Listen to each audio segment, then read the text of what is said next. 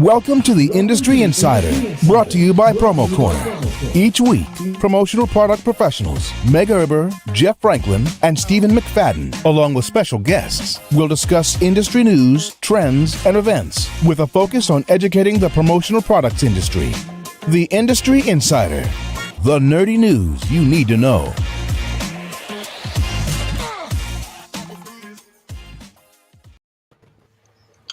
The bangers keep coming. Every week, huh? I thought this was like a rap, hip hop. I thought we were all getting the cipher for like a freestyle battle. Oh, it hasn't even started yet. You just wait, Kevin. Well, we are live. This is the Industry Insider podcast, your promotional products podcast, where you can get all the nerdy news you need to know about. My name is Jeff Franklin. I'm the National Accounts Manager with Headwear USA, and I'm joined today by three other lovely folks, which you've probably already heard a little bit there. But before we get to them, we are brought to you today by our good friends over at Tervis, and they've been around since 1946, and they're celebrating 75 years in business. And they started with their classic line. They've got sleek styles that make perfect for the active and on-the-go lifestyle. Tervis is the original double-wall insulated drinkware that keeps your cold drinks cold and reduces condensation, and they're backed by a made-for-life guarantee, which is awesome.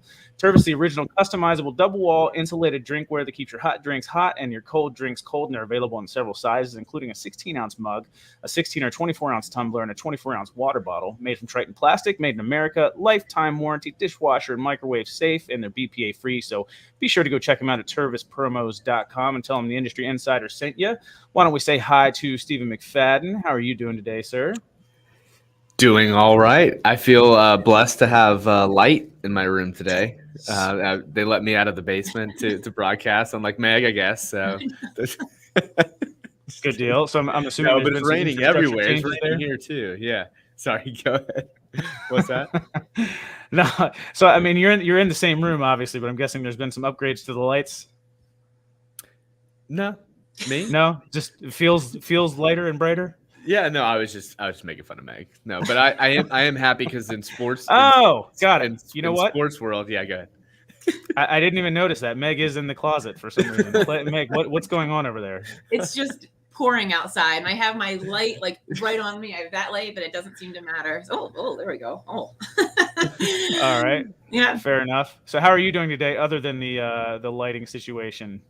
I'm doing pretty good. I'm still extremely sore. I'm like covered in bruises, which is amazing. But I'm PromoCares. We're already working on our next event, and it's going to be bigger and badder than last year. So I'm super excited about it. So stay tuned.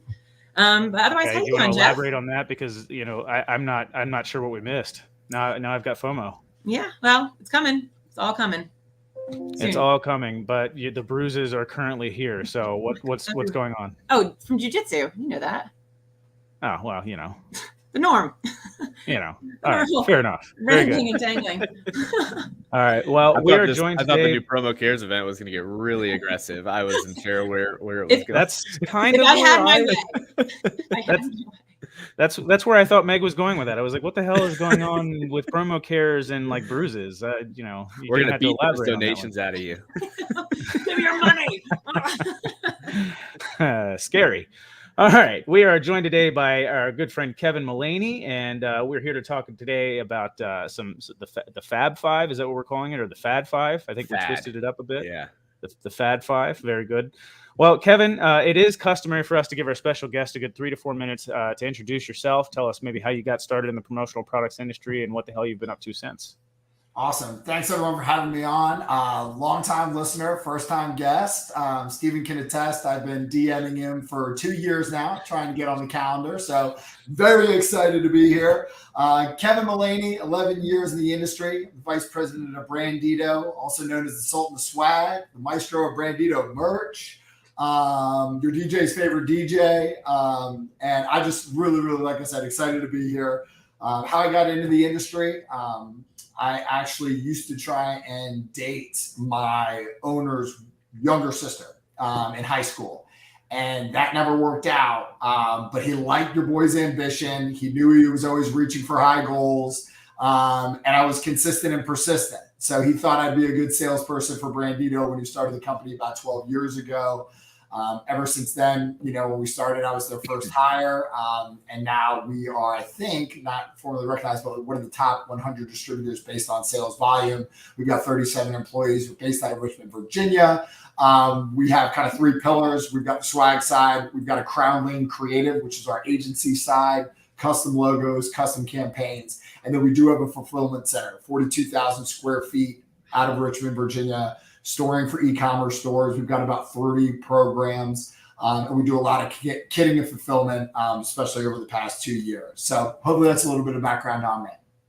Yeah, absolutely, man. That's awesome. So obviously persistence is key in a lot of things in life. So it's good to see that you've got that for sure.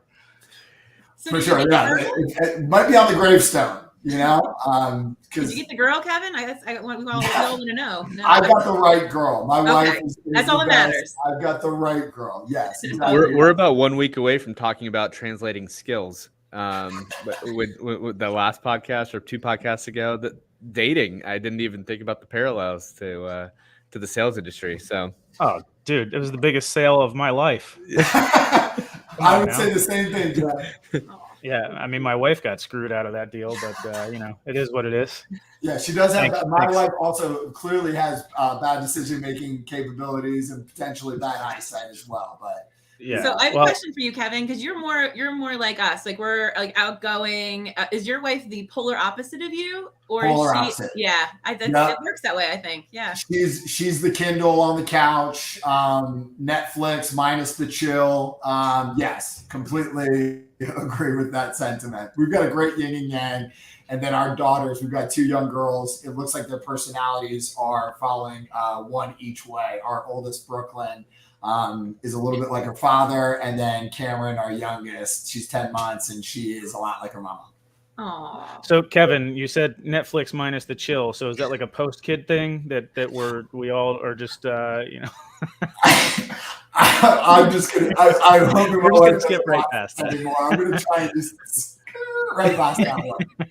So Meg, I did want to mention that I really appreciate the affirmation there when I was talking about how my wife got screwed out of that deal. So yeah, thanks for that. You're a great guy. You have a great beard. Yeah, thanks. Awesome personality. That's my best aspect. Yeah. Very good. Well, like I said, we are going to talk about the Fad 5 today, and so ultimately we're all going to bring a few things to the table that we were talking about as far as fads go, and basically, we're all going to have some different opinions, and we'll just sort of spitball. We probably won't all be able to get through 5 of them, I don't believe, but ultimately, this is, I think, what's great about this new platform that we're on is that I would love to get the guests involved as well, and type in the comments sort of what some of your things are that you think are the current fads, and whether or not they're here to stay or if they're going to go. So why don't we start with Kevin, and because this was sort of partly your idea, I think, if I'm not mistaken, or was that something that you and Steven came up with together? Steven's idea, I can take 0 credit, but I will say, so kind of the number one, I know, Jeff, you've got children, and Steven, you just went to Disney. Meg, have you seen Encanto yet? Yes. Well, yes. Everyone knows we don't talk about Bruno. I don't think we talk enough about Numo, okay? Love Numo. What I love about Numo is that they're basically creating products for then your creative team to create, right? So this is what I want to see more from our industry, right? So this is an outdoor picnic blanket, and it's wrapped up in this dope little takeaway. It could be a pillow or whatever. But in short, open canvas. So get creative, get wild. We just did this for our Brandito and Dreams summer concert series that we have here. That type of stuff where you can create something that makes it unique and truly yours versus just your standard left chest center location on drinkware. They also do it with coolers.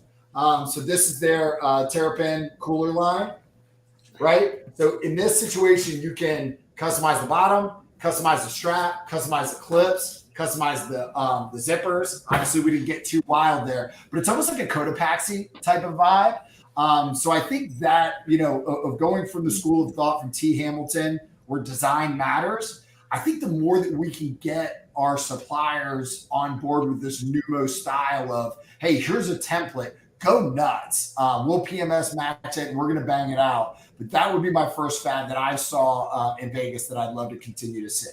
So Kevin, just to elaborate, I guess what we're saying then is the trend and the fad is just that all over full color design element of promo.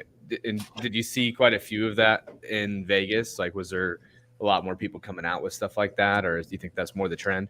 I think it's more of a trend, right? Like ETS has been doing it and slinging it around some drinkware. Other people are getting involved with that. And obviously HPG, Org Audio, that's why it's so easy to sell their products, because a lot of times you don't even see the client's logo when you're talking about products because they're in the works with it, new logo, et cetera, et cetera. It doesn't matter with that stuff, right? HPG, Org Audio, like just sling it on over. You can put it on both sides. So if you're doing a rebrand, you can pay homage to the old logo and then reintroduce the new logo on something like the Thumpa that's two-sided.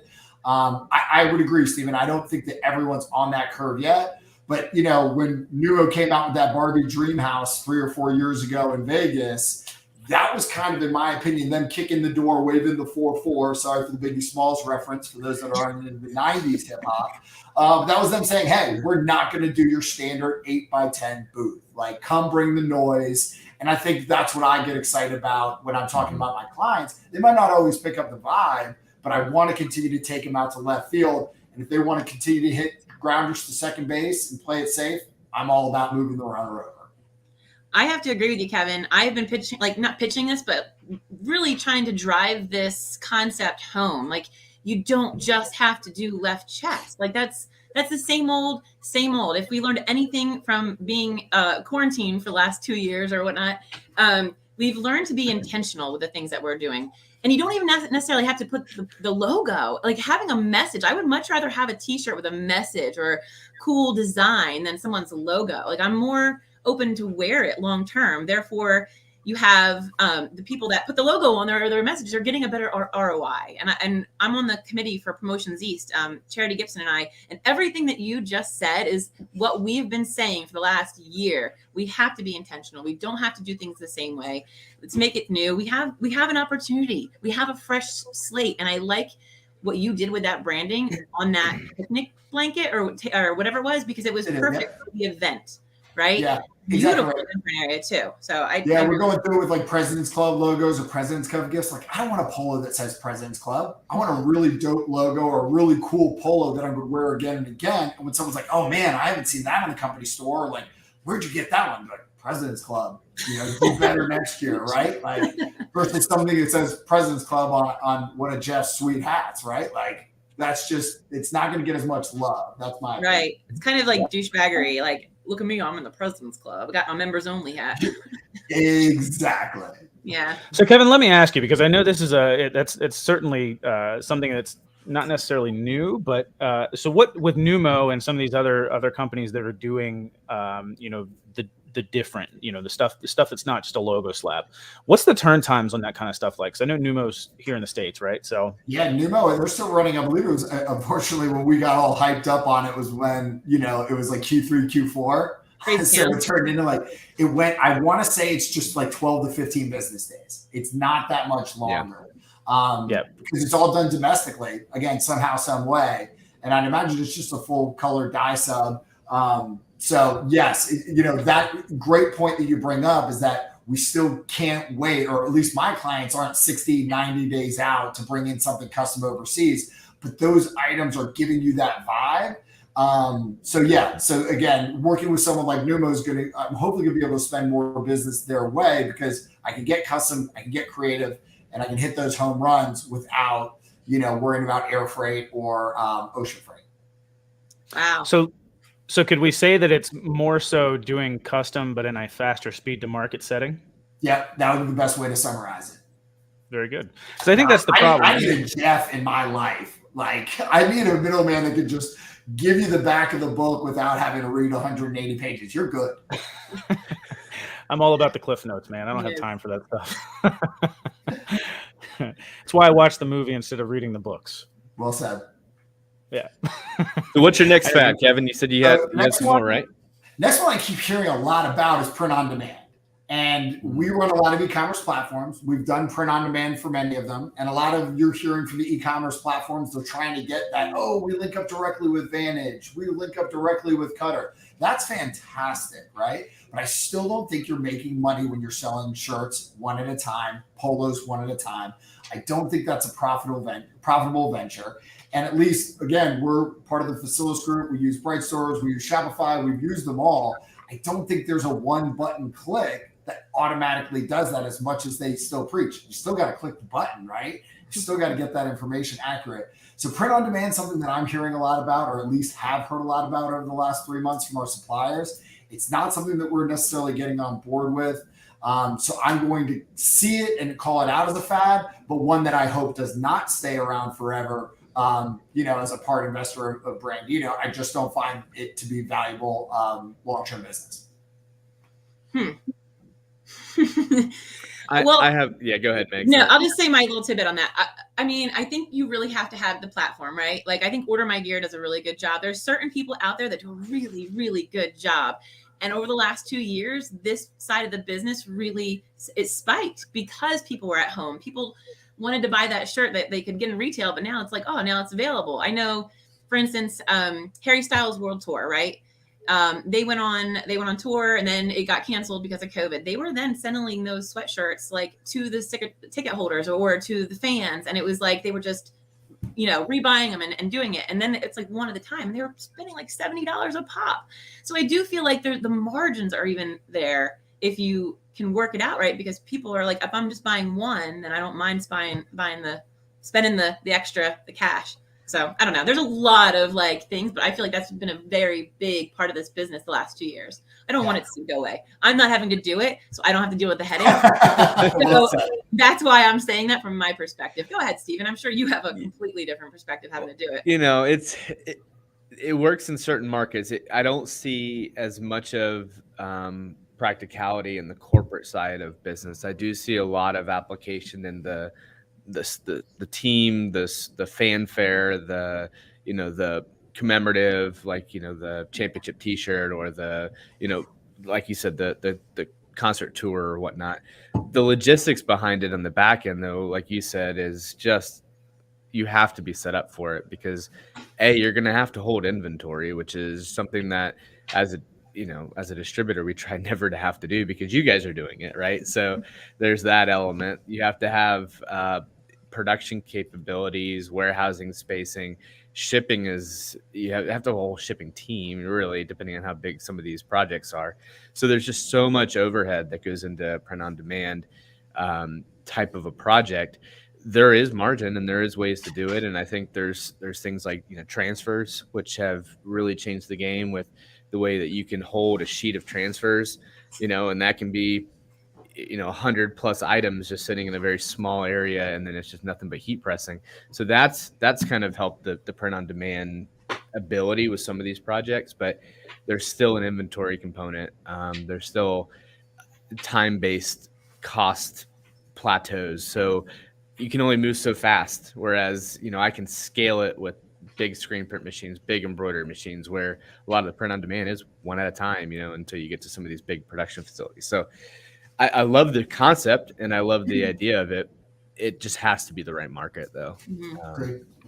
I think the problem that we have in our industry is that we're really quick to jump into things like that. But once we start doing it, it's really hard to back out because you create an expectation. And once somebody's done it, somebody's always going to be doing it. Yeah, that's exactly right. If cool with you, I'll go into number 3. Yeah, go for it. 2 of our goals here at Brandito, focus on sustainability, which is obviously a really, really big one. So that kind of covers itself. And I think we can all say that we want to do more for our planet, leave the world better than where we got into it. So that's its own segmentation there. But we really want to be spending more with minority-owned suppliers. That's a huge focus for us. To give you an idea, we've got a couple corporate clients that we actually just document that information and our percentage of spend that we're doing with minority-owned suppliers. So we're constantly finding those new suppliers, screen printers, embroiderers, trying to find someone in, say, for example, the LGBTQ plus community for a Pride run of T-shirts. That makes a ton of sense that when the message follows up with the merch, I guess would be the best way to put it. But a couple of folks, if you're not familiar, if you're interested in doing this, a couple of companies that are doing a really, really great job. Elemental in the drinkware space. That team's only been around for about, I believe, 5 years or so. Seth and his team are just really awesome. Fossa Apparel, just absolutely crushing it. Female-owned business. And then Ariel. Ariel, I think, continues to be one that's stepping up their game and really following up with some really nice premiums. When I used to think of them for stress toys, which we would never sell. Now all of a sudden they're kind of bringing the heat, and they had some really good fire items in their booth, stepping up on Bluetooth speakers, mental health. They've got a really cool iMask, et cetera, et cetera. So I think if we can continue to at least make our clients aware, and the way we do it is we just notate a D for diversity. And then we also do a GB on our products for give back. So if someone's doing some type of give back program, we want to acknowledge that, because that might be, if you're on the fence about one water bottle or another, why wouldn't you go with Mir that has a percentage back to the planet? So those are our two things. And again, I'd love to hear if you all are seeing this and also interested in this. I'll go first because I loved everything that you said about that. Jenna from Fossa, total badass. Love her. Ariel Premium, man, they were one supplier that really came through during COVID. Nobody would have stock. They would have stock. They like the customer service, the sales reps. I'm a little biased because one of my besties works there. So I was just going to say the best thing Ariel has done is bring Tony onto their team. Dude, I'm so glad we're hyping him up. Tony's my guy. I literally would not. He's my guy. I'd see Tony at like a VAPA trade show, and I'd be like, "Oh, don't talk to me, Tony. Don't talk to me, Tony." And like Tony's now my guy. But you're absolutely right. He's a little bit of bromance right now with them because he's been really, really good to us. But you nailed it. It's like that. Everything you want in a supplier, I'm getting now. And they're also very aware of who they are. And I think that's self-awareness is key. I think if I'm one thing about myself, I'd say my strongest characteristic is realistically my self-awareness. I know that I'm loud, obnoxious, and I'm not for everyone, but I try and work close to the people that really like that type of vibe, which is beautiful. That's super cool. And then the whole sustainability thing and the DEI, I love that. Like I've always had a really big push on sustainability, being part of the Promo Cares board. It's one of our focuses. And I love that you said that Ariel was highlighting their sleep masks. So last year, the Promo Cares board put together this whole event, which was centered around mental health. And we gave back to NAMI, and Ariel donated those lavender scented sleep masks. And they were great. Amazing. So that came full circle right there. That's really cool. Awesome. So in no way of making this my opinion, just since it's the name of the episode, do we think these are trends, or do you think that these are here to stay? My gut says here to stay. Yeah, me too. So as we're talking to new clients, a lot of the things that we're pushing is, let me take a step back. We're not pushing, we're making them aware of what's important to us. Okay. So the About Us section now focuses on diversity and sustainability, right? But that doesn't make sense if we care about it and the client doesn't, right? So I think that it's about us doing our job to educate people that it's important to us, but being very aware that if it's not a focus for them, we still need to push it because it's important to us, but not to shove it down their throat because it's important to them. I think our industry, at least, coming from what I heard from, ASI, PPAI in general, I think there is a focus to increase the visibility of minority suppliers and distributors. So I do think that one's here to stay. And sustainability, I wouldn't be surprised if you see lines that are coming out that literally have to have some type of sustainability, or at least one item in every new release that's going to happen. So my gut would say both hopefully are here to stay. And I think that as the buying age continues to get younger and new generations start to take over in purchasing, it's going to become more of a not a trend, just more of the what's expected. Yeah. Exactly. Yeah, we have people asking for it, and I think I listened to the DEI panel that was done at PPAI, and I can't remember her name, so forgive me, but she said I used to go out and just bang on people's doors and be like, "This is what we are, this is what we represent," and now they're coming to her. So I think that's really unique at how that the change is happening, which it's interesting. So that's why I do think that is here to stay. I don't think that is just a trend, hit or miss. I think it's it's growing. I think back in 2008, 2009, it was an idea, and then people's self-preservation kind of took over. They're like, yeah, that's a great idea, but I don't want to pay $4 extra, for that t-shirt because it's eco-friendly. So I think the technology has developed. I think more people are getting on board. It's become more mainstream. Therefore, the price has come down a lot. Yeah. Again, just going to keep running until you guys tell me. Yeah. Sorry. Hybrid work. Obviously, everyone knows about it. Everyone's talking about it. How does that? What's the staying power there, right? So eventually, there's a lot of really, really big skyscrapers in these large cities that they're not just going to like turn into homeless shelters. People are going to have to get back to work eventually, right? And again, no matter how well we've done in the past 2 years working from home, if you've got brick and mortar and you've got empty offices, you're going to want your employees back in those offices. However, you can't lose good employees by not offering hybrid work. So it does make our job as a distributor a challenge, trying to get to everyone where they are. When it used to be able to, like, again, the old days, we've just hired like 5 new account managers. And I'm like, man, back in 2018, you used to just guess at t-shirt sizes, and you would send 8 boxes and then they would figure it out, right? And then you would get a reorder because who knows, you didn't order enough smalls or mediums.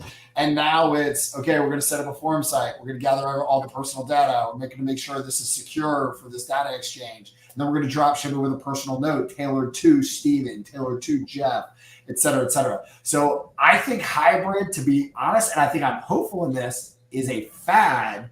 And eventually we're going to go back to brick and mortar. I think I'm wrong on that, though. Yeah, I was going to ask, do you think that's something that that people will question because we've made it through these past 2 years and maybe we don't need the huge overhead of an office space or whatever? People are working just fine from home. Maybe they're even more productive or happier doing so, and there's more morale. I don't necessarily, I'm just playing devil's advocate because I think that's something that people have discovered. I know personally, there were some distributors in this area where I'm at, some customers of mine that have they were always very reluctant to allow work from home or telecommuting or anything like that ever.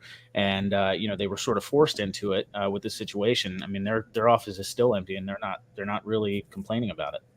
Yeah, it's really interesting. And I think if culture matters, I think that you still want people in the office because I do think it's really hard to create culture via Zoom, right? And how to act. Also, training new employees is really tough. Now, again, I'm not saying that there aren't going to be new things of how to onboard in a pandemic. We're clearly growing, right? But I do think that, I made an old reference, a couple of years ago on a Facilis podcast, like who should you target during a pandemic? I was saying going after the battleships, right? Because these guys are so big, these clients are so big that they can take a couple cannonballs on the side and they're going to stay afloat because they're just so large. Now that we're getting out of it, I think the companies that are in kind of like that pirate ship mode, right? Where they've got the cannons, they've got the guns, they've got these hungry young people that are ready to go from island to island, right? But they can navigate these storms a little bit better than the battleships. Those are the ones with the big skyscrapers. Those are the ones with the big overheads. And those are the ones that can't lose, employees one after the other that are going to remote workforces. So we're kind of in the middle. We wanted you in the office. We knew you were doing your job if you were in the office. And then we were extremely successful the past 2 years. We've grown at 30% year one and 42% last year. But we're back now. We've been back since March, and I think we're better for it. So I still think that when you talk about, if you do care about culture, which we do, I think being in the office makes more sense than the flexibility. Now, again, some people might say flexibility is culture. Oh, I have so much to say on this. This is because it's my own personal view. And yes, I agree with that whole company culture. I think places like Brand Fuel, for instance, when you go there, you want to be there. It is a cool place to work. I've been to the showroom. There's a bar.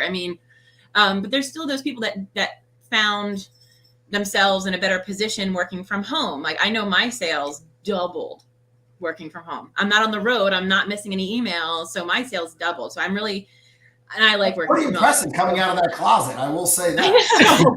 It's so dark in here. Well, Brand Fuel, since you mentioned them, let me just jump in there because I know that they actually made the change. They switched offices just recently within the last several months. during this pandemic when people were still working from home. So I wonder if, I'd love to talk to Danny sometime about that and what the decision was behind that, because, maybe they're actually trying to create a better culture to make people want to come in more now that we're in this situation. Yep. Yeah. I mean, if you go in there, to your point, Meg, I'm actually one that actually prefers the hybrid. Again, I'm talking about it, but I get to spend more time with my daughters. I get to find that work-life balance that I never had before, because as soon as the day started, the email was open and I was responsiveness is my key to success. Like, I just want you to know, I want it to be like an online chat. When you email me, it's like, hey, how can I help you today? Yeah. That's what I think is service in this industry, right? And what I'm realizing is that person just asked a question. They're not right in front of me. They don't need to know right now. And I think when they do get to know me a little bit better, and now I've focused, and I hate to say this, the pandemic helped adjust my priorities, right? Now it's family, health, work, and it used to be work. Mic drop. And to add to that, I think one of the things that we're finding is people finding new ways in this hybrid environment to stand out. And my perfect example, and I'm going to touch on what Ellie had said, Harper Scott has just built their own metaverse. I have made a very big push over the last 6 months in the AR XR community. I held a panel. It's so different than Zoom. Like, yes, we are all tired of Zoom. I am the first one to say Zoom doesn't even like my computer. It'll drop 17 times in an hour. But when you put that Oculus on, and then you are in a room with the other people that have that Oculus on, I can almost feel them. I don't know. That sounds weird, but like, I can shake your hand. I can high five you and you feel it. Is there something you want to tell us? No.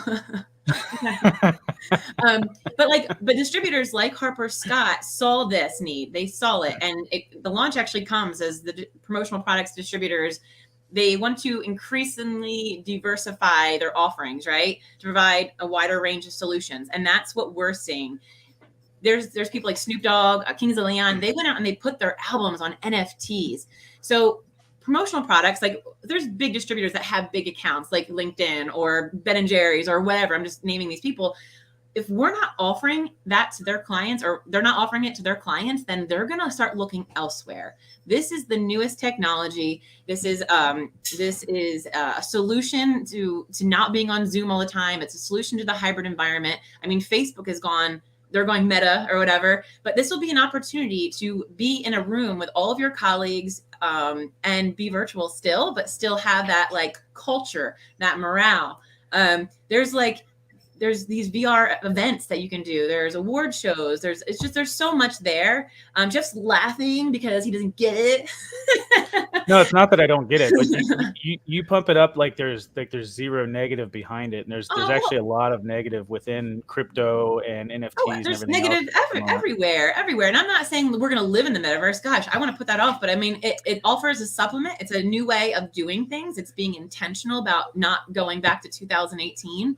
So I think this is it. If it is a trend, it's going to be a very long trend, because we're seeing it in, I call it retail, but we're seeing it in mainstream, right? We're seeing it with these big people, and it's going to trickle down. I mean, I know some big players in this industry that are already starting to produce 3D digital assets of their products to offer to customers. I mean, we just had Jeff Anderson on from Snugs, and he did this whole swag AR. Where you hold the card, scan the QR code, and now that product is sitting on my desk. And there's so much more, and they're developing it, and it's just really cool. I'm super excited about it. So that was my little tidbit to the hybrid situation.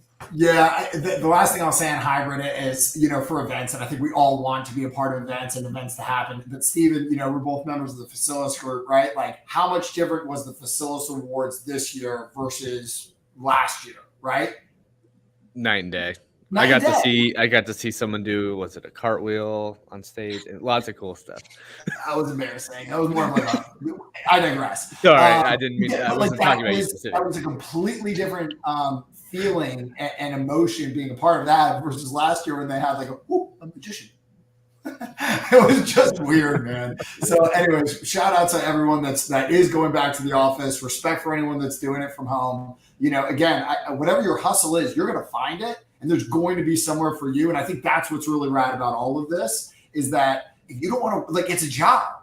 You don't have to work there. Go work somewhere else, right? Like if that's not what they're like, if they're not aligning with what you want to do, then leave, right? So I guess that's what I'll say. So Hey, I think the last, sorry. I was going to say, I think we're probably running out of time, but I did want to point folks to a resource that was pretty cool. I probably could go on too long about it, but the ad impression study came out for 2022, which basically talks about influential products for all of the states and all the regions and for the whole industry, which can be a good indicator of trends in buying for your market and as well as the whole country. But out of curiosity, do you guys know what the top 5 were that just came out in the study? No, it's on my to-do list to read, but I think t-shirts were up there. Hats it's pretty cool. There. Yeah. Outerwear, number 1. Outerwear. Yeah. Performance wear was number 2. Masks were number 3. 4 was health and safety, and 5 are polos. Which is I don't like how I don't really like how they separate all of those, because apparel is like 40% of the industry. So I think breaking that down into like of course the top 5 things are going to be apparel related. Mm-hmm. Yeah, and then you can go state by state. So Jeff, do you know what your state was? Well, I mean, what you mean, Pennsylvania or for Headwear? Pennsylvania. I think it was one of the first ones I could find that had Headwear in the top 5 for Pennsylvania. That's why I was like, oh, nice. That's awesome. The Southeast Territory is pretty big with Headwear. Yeah, but it's a cool resource. I would encourage people to check it out. It'll ask you just to put your name and email in, but then you get a free access to that study, which is pretty cool. So you can see your state by state. Yeah. It's funny that you mentioned that, Kevin, because I don't know if we're all going to like pitch in here real quick, just if there was any other fads that we were thinking about. I think there's one more, right? Trucker caps for sure, I think are definitely a big fad right now, are very trendy. And then the other thing that I wanted to mention was like those little silicone pop things. They've made it into the promo market now? Oh, right? yeah. Big time. You've got them on keychains. Those are pretty rad. On drinkware. The last one that I had was just really about like Boxercraft has these like hybrid shorts that are kind of like the Chubbies or like the Lululemon that have the liner in them. I'd love to see that type of trend continue. And again, like shorts or pants just in general. Like, why wouldn't you put together a corporate uniform? And then the last one is just like the folks like Knaus Apparel, Carhartt, the short jacket, that workwear is definitely more of a look than it was. Even for someone like me who's got these big soft baby hands, like can't do any type of carpentry or nail anything. Like I would wear a Carhartt vest, even though that I can't lay a brick. And my brother's a mason. So, and by Carhartt you mean dry dock, right? Like that's what I meant. That's exactly what I meant. A great pullover. Got one of those too. They're great. I'm just teasing.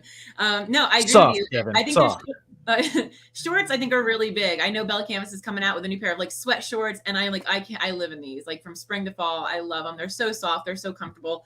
And then from fall to spring, I'm wearing the sweatpants. So yes, I love that look. I think it's a great work from home feel. It's comfortable. I hope that doesn't ever go away. That's just me, Miss Hybrid. Yeah. So Stephen, you did mention performance was like one of the big top 5 things, right? Performance wear or whatever. Is that something that you guys think is here to stay for a long time? Because it's been around now for years and years. Yeah, performance wear was number 2, and I think we've already, and Kevin can probably attest to this.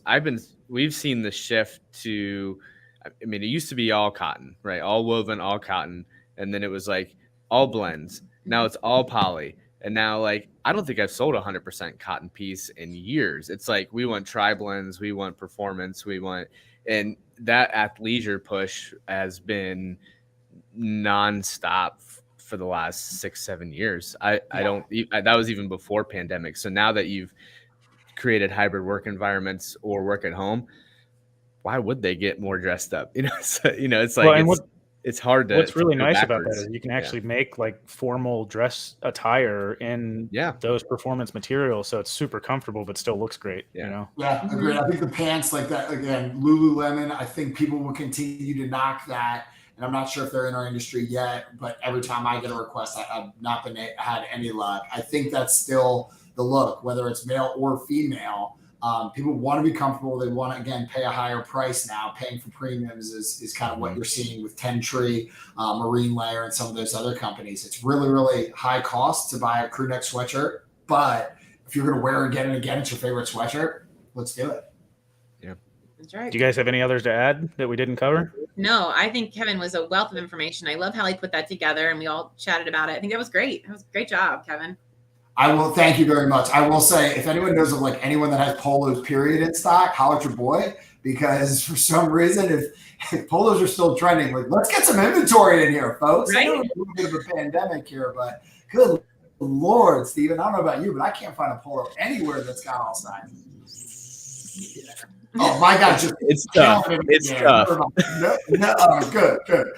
No, it's tough. It's tough out there. It's hard. It is. I was trying to find a green one for one of my colleagues in this industry, and I was like, oh, I'm sorry. It's tough. It's really tough. I mean, Kevin, you talked about, cut and sew and all these nice, like full dye subbed, products. You should probably just go custom with that stuff, man, and try to get it, fast tracked or expedited. And, I have my own personal growth goals as well here, Jeff. You're right. I'm still stuck in my old ways of thinking Cutter and Buck, who sells polos, is going to have polos. So, God, you would think like that would just make way too much sense. Guys, there's supply chain issues. Come on now.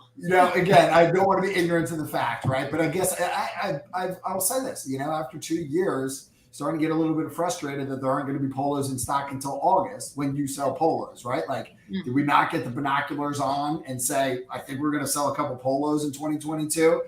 Joel from Cutter is literally going to send a cease and desist to me, but you get where I'm going here. Like, Steven, it's a partnership, and I just wish we had some polos to sell. I'll see what I can find you, Kevin. Please. I mean, again, and if there's a chat button that I'm not seeing, let me know, tag me. Just mediums, actually. I just need medium white polos. I got you. Yeah. I'll find you something. Well, Kevin, you've been awesome, man. I think we should probably get you on here as like a permanent stay. Maybe we'll replace Steven or something. Just kidding, guy. Just kidding. Well, listen, I think we had a lot of great information. Kevin, you were awesome. Brought the heat with a lot of the awesome fads. But if you guys got anything great from this episode, well, whether you did or not, it was still brought to you by our good friends over at Tervis. So go check them out. And we'll talk sustainability since that was one of the fads. Look, they've got hashtag Take Your Tervis. It's another way that they use social media to promote sustainability, and they did a 4 Oceans partnership. Tervis partnered with 4 Oceans for a beach cleanup on Siesta Key, and according to 4 Oceans, which does cleanups year-round and across the world, this was actually their largest turnout with over 1,300 registered participants. And here's what they collected. It's kind of crazy when you think about it, but 144 straws, 5,877 cigarettes. Come on, people. 463 plastic bottles, 187 plastic cutlery, 355 plastic bags, 234 plastic or foam cups, 1,346 bottle caps. Look, Tervis is passionate about the oceans and care about the creatures who call it their home, and they're committed to making it a better place and have been for 72 years, not just because it's trendy or helps sell tumblers, but because it's the right thing to do. So if that sounds good to you, go check them out at tervispromos.com, support them, and hey, tell them the Industry Insider sent you. So with that being said, guys, really appreciate it. Kevin, really appreciate you coming on and just bringing the energy and all the great information. So until next week, we'll see you guys. Thanks, everyone.